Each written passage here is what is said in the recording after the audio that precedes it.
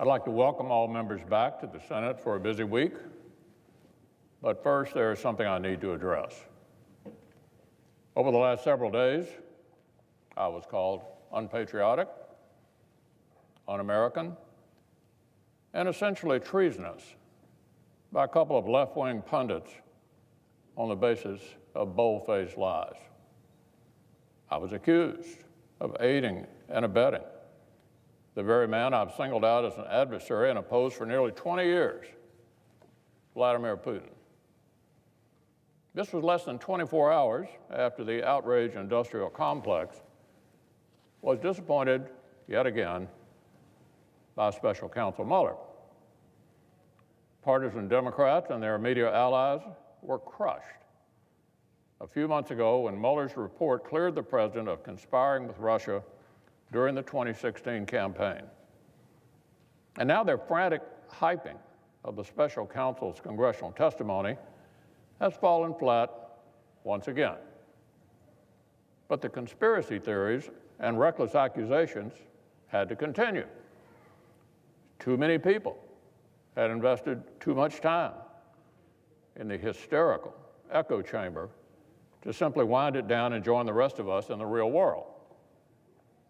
The outraged industrial complex needed a new target, and that's where I come in. Mitch McConnell, the hawkish foreign policy conservative who spent decades pushing back on Russia every way I can think of, was accused of what amounts to treason by multiple media outlets within a couple of hours.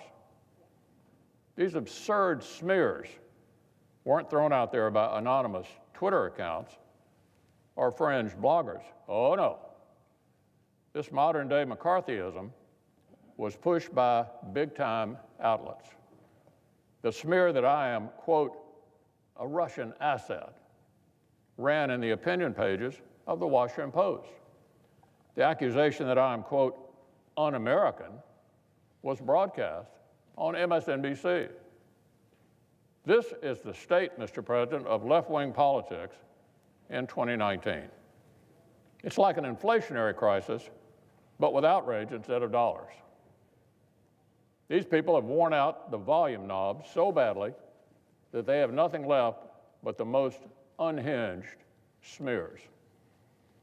Welcome to modern-day McCarthyism. McCarthy-like tactics out in the open for everyone to see. In Dana Milback's column in the Washington Post and on a major cable channel run by NBC. So what started all this? Here was my crime. Bless me, for I have sinned. Here it is. Last week, I stopped Democrats from passing an election law bill through the Senate by unanimous consent. A bill that was so partisan that it only received one Republican vote over in the House. My Democratic friends asked for unanimous consent to pass a bill that everyone knows isn't unanimous and never will be unanimous. So I objected. These theatrical requests happen all the time here in the Senate. I promise that nobody involved, including my friend, the Democratic leader who made the request, actually thought he'd get a Republican Senate to instantly unanimously pass a bill that got one Republican vote over in the House. This kind of objection is a routine occurrence here in the Senate. It doesn't make Republicans traitors or un-American. It makes us policymakers with a different opinion. But the outrage industrial complex doesn't let a little thing like reality get in their way. They saw the perfect opportunity to distort and tell lies and fuel the flames of partisan hatred, and so they did. It started with the angry lies on MSNBC. The host lied and said that I've dismissed Russian interference in our 2016 election as, quote, a hoax. Of course, I've never said any such thing, ever. I've spoken extensively and often about Russia's unacceptable interference in 2016 I've constantly discussed all we've been doing to correct the Obama administration's failures to respond more assertively to the Russian threat, including on election security. So, Mr. President, let me make this crystal clear for the hyperventilating hacks who haven't actually followed this issue. Every single member of the Senate agrees that Russian meddling was real and is real. We all agree that the federal government, state governments, and the private sector all have obligations to take this threat seriously and bolster our defenses. Claims to the contrary, claims that anybody here denies what Russia did on President Obama's watch, are just lies. Not partisan distortion, not clever spin, just total fabrications. Now, at least this show is honest about what it offers, and it isn't journalism. Immediately after the host finished his angry string of false claims and called me un-American, another panelist chimed in to applaud the remarks, and here's what he said, quote, "We're at war. It's time for the Democrats to wake up, and we're not necessarily going to play fair." Not necessarily going to play fair. Well, I should say not, Mr. President. Let's remember how deep MSNBC waded into the conspiratorial fever swamp over the past 2 years. They gave airtime to individuals like one guest who has publicly tweeted, among other things, that a former White House advisor was close to being executed for espionage, and that Chief Justice Roberts had sent the marshal of the Supreme Court to the White House to threaten the president. Utter nonsense. They hosted these kinds of conspiratorial voices. Just a few days ago, one former host at the network pointed out, quote, MSNBC built segment after segment, show after show, on building anticipation for a big reveal. But then, the Mueller report took some of their most unhinged stories right off the table. And then just last week, the special counsel's in-person testimony disappointed the political left yet again. So the conspiracy theories needed a new target. A few hours later came the Washington Post column. It was authored by Dana Milbank, a pundit who spent much of the Obama administration carrying water for its failed foreign policies and excusing President Obama's weakness on Russia. Here's the headline: Mitch McConnell is a Russian asset. A shameful smear, and based on more lies. Mr. Milbank repeatedly claims that I blocked all efforts to raise our defenses against Russian meddling. The truth is that I've championed the coordinated work between Congress, the administration, and the states, which are primarily responsible for our elections. And the Senate has passed several major provisions on this subject this year. And I've spoken frequently on the floor about the need to keep up the progress and to stay vigilant. What's more, one of the specific pieces of legislation he claims I have blocked is something I literally have never opposed. His online column links directly to a bill, and it's something I've never opposed. You'd think a columnist leveling these kinds of smears would at least consult a fact checker before accusing an elected official of aiding and abetting Vladimir Putin. But alas, it's not even a competent hit piece, just sloppy work. Now, ironically, Mr. Milbank has frequently written pieces lecturing Republicans who he feels have impugned others' patriotism.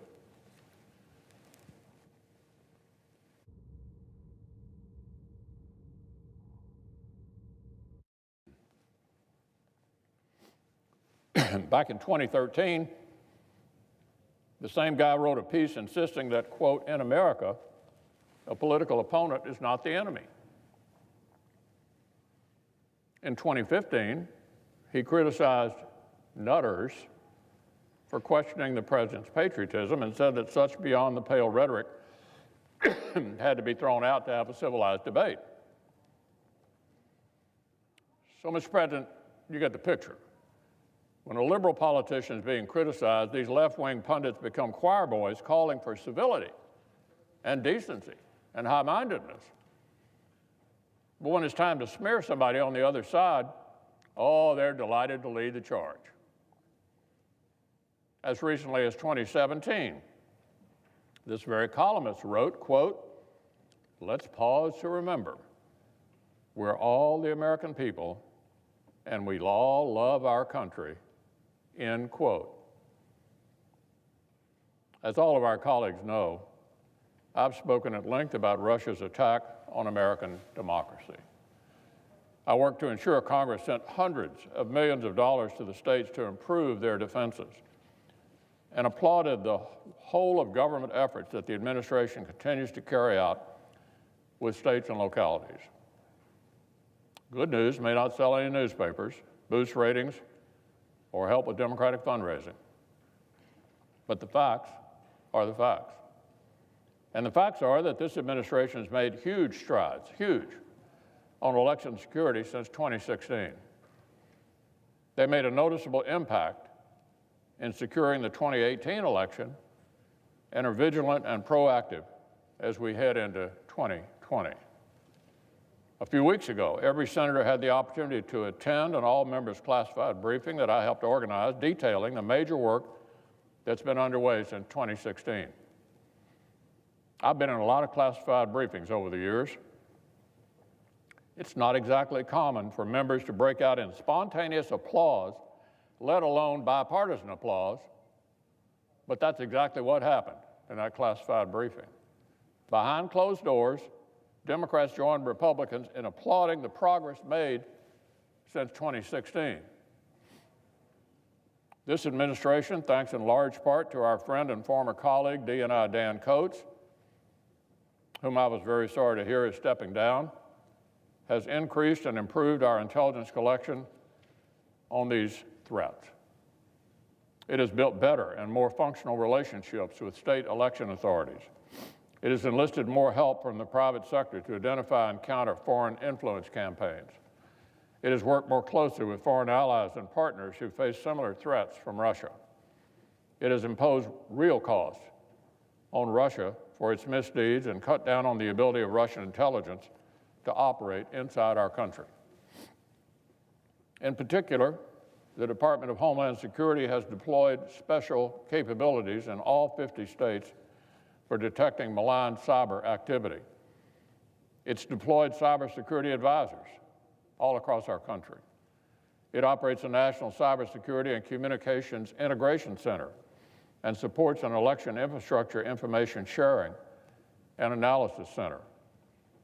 Among its many offerings to the states, DHS offers cybersecurity assessments, detection, and prevention tools, training, and career development for election officials, all free of charge.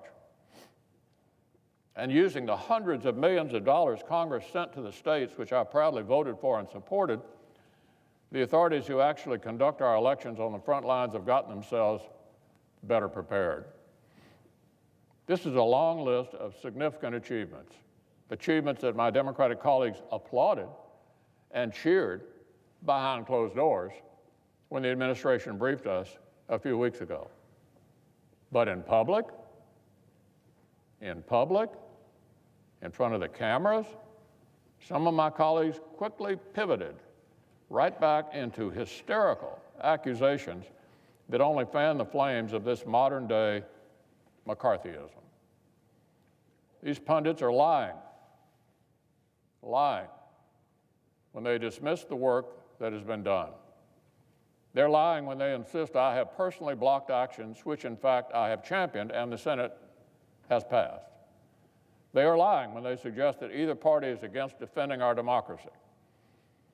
This work is essential, and it will continue. Over 2 years ago, I asked Chairman Burr and the Intelligence Committee to take a hard bipartisan look at all aspects of the Russian threat in 2016 and the steps the Obama administration took or failed to take to take to defend against it. Here was the headline, December 2016 from NBC News. McConnell backs Senate investigation of Russian hacking. We wanted a serious, detailed investigation, not a political sideshow. I'm impressed and grateful for the nonpartisan work of the committee staff under the leadership of Chairman Burr and Vice Chairman Warner. The committee's reports on the various aspects of the threat are now being released. They will add vital context and analysis and inform what to do about this ongoing threat. I'm sure all of us will be open to discussing further steps Congress, the executive branch, the states, and the private sector might take to defend our elections against foreign interference. Any further legislation must be informed by this detailed report and by all the steps the government has already taken. At the same time, Mr. President, you can be sure that I've spoken out against Democrats' efforts to seize on the crisis and use it to advance their other long-held partisan goals for the political process. Some of these changes they've sought since long before the 2016 meddling, long before it. So no, I'm not going to let Democrats and their water carriers in the media use Russia's attack on our democracy as a Trojan horse for partisan wish list items that would not actually make our elections any safer. Not going to do that. My opposition to nationalizing election authorities that properly belong with the states is not news to anybody who's followed my career or knows anything about Congress. Even the New York Times editorial board noted over the weekend that while they certainly don't agree with all my views, they are principles going back decades. And the Times had to admit the Democrats are, quote, playing politics, end quote, by introducing legislation with, listen to this, no chance of passing the Senate that serves only to harden partisan divisions. That's the New York Times this weekend. So, Mr. President, my differences with Democrats on complicated matters of election law are the kind of disagreements we used to be able to have without mainstream media outlets screaming that one side is traitorous. This Congress, this entire country, only works when we refuse to let baseless smears displace real debate. Benjamin Franklin said we have this republic if we can keep it. And among other things, keeping our republic means we can't let modern-day McCarthyism win. So here's my commitment. No matter how much they lie, no matter how much they bully, I will not be intimidated. For decades, I've used my Senate seat to stand up to Russia and protect the United States of America. I'm proud of my record. I'm proud that it's right there in black and white, and liars cannot gaslight it away. In the 1980s, as a freshman senator, I proudly stood with President Reagan on missile defense and other aspects of his Soviet policy. While the liberal media was shrieking that Reagan-Bush foreign policy wouldn't work, I was honored to support it with my vote and then watch communism crumble. Then in the 1990s, I used my place on the State Foreign Ops Subcommittee to sound the alarm when President Clinton was too soft on Russia. Here's the Wall Street Journal, December 1994. Kentucky senator handed keys to foreign aid to be the most potent foe of Clinton's Russia policy. Here's what that article said. The real challenge to the administration's policy is McConnell's plan to attach stiff political conditions to that aid, threatening a cutoff unless Russia stops meddling in its neighbors' affairs. So let me say that again. As early as the 1990s, I was on record as laser-focused on Russia's meddling beyond its borders and making sure the Russians were held accountable. And Mr. President, I ask consent this article be placed in the record. Without objection. On the other end of the Clinton administration, I used hearings to grill Democratic officials who were soft on President Yeltsin and optimistic about President-elect Putin. I didn't share Democrats' faith that Putin would be our friend.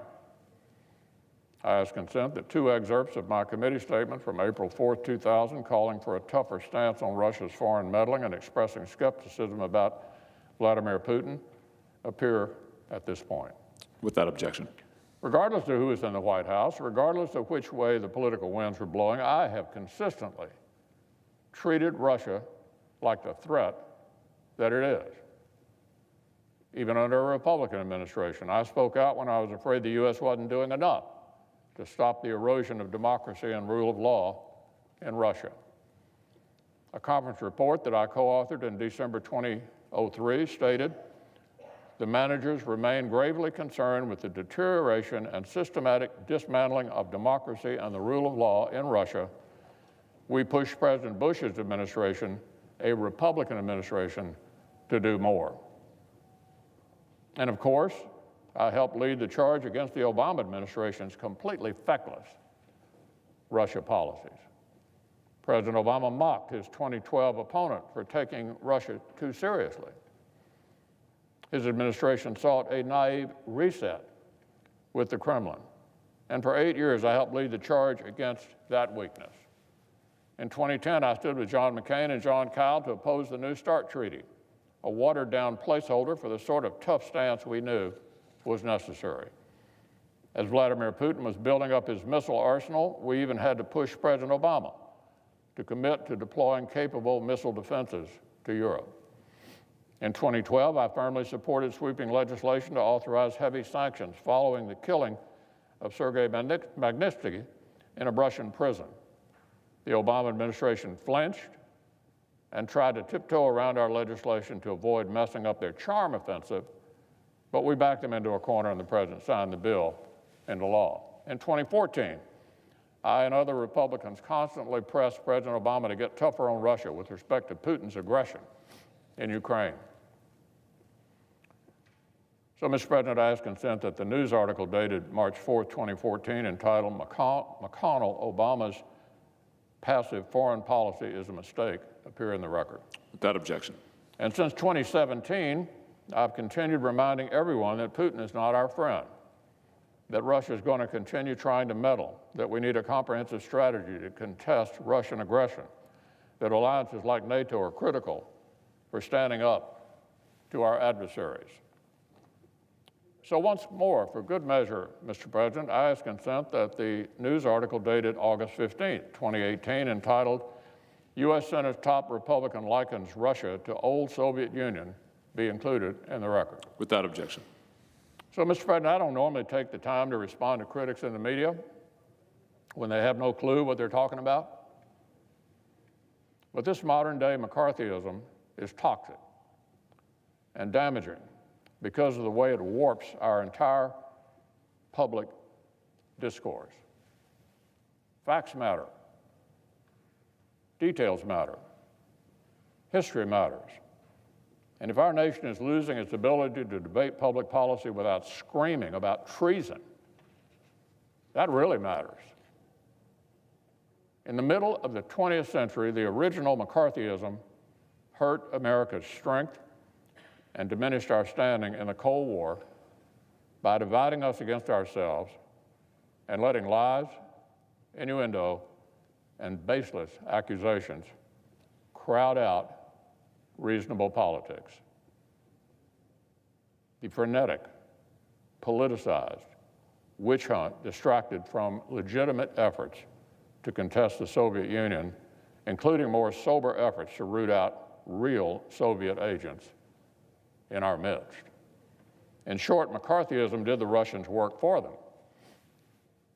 McCarthyism did the work for the Russians. Now, here we are in 2019. Again, Putin and the Russians seek to provoke fear and division in our country, to undermine faith in our institutions, to exacerbate our political differences until we tear ourselves apart. And once again, it seems there are some who blindly take the bait American pundits calling an American official treasonous because of a policy disagreement. If anything is an asset to the Russians, it is disgusting behavior like that.